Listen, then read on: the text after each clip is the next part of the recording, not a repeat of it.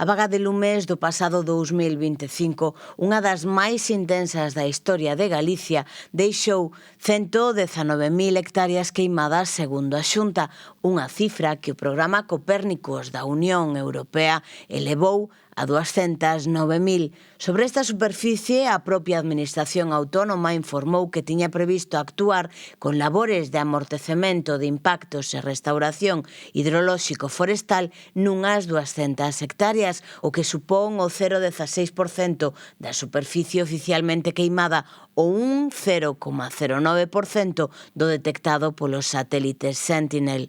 Despois dun incendio forestal, os montes queimados quedan desprovistos de cobertura vexetal, o que provoca que o solo perda a súa estructura e coherencia e sufra un proceso de forte escorra superficial polas chuvias e ventos intensos durante os temporais. Desde finais de 2025, as continuas borrascas agravaron este proceso ao incidir sobre un territorio sobre o que apenas se realizaron intervencións, co que os arrastres e a perda de substrato rico en nutrientes remata por provocar a desaparición total do solo. Pérdense así millóns de toneladas dun recurso natural non renovable tan importante e valioso como é o chan. Para cuantificar as perdas que están a acontecer nesa enorme superficie queimada, a investigación científica estableceu diferentes métodos e ferramentas que permiten estimar este volume en función de factores como a cobertura vexetal, topografía,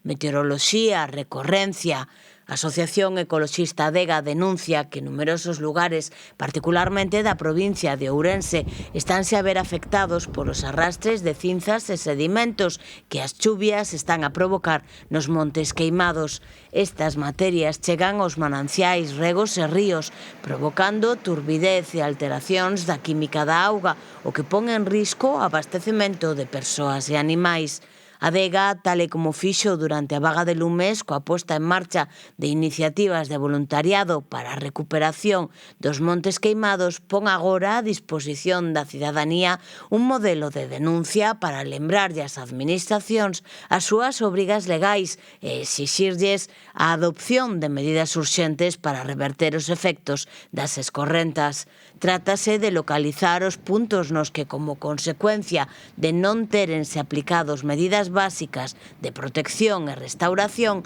se están a producir arrastres que poden comprometer a calidade das traídas e a funcionalidade dos servizos básicos.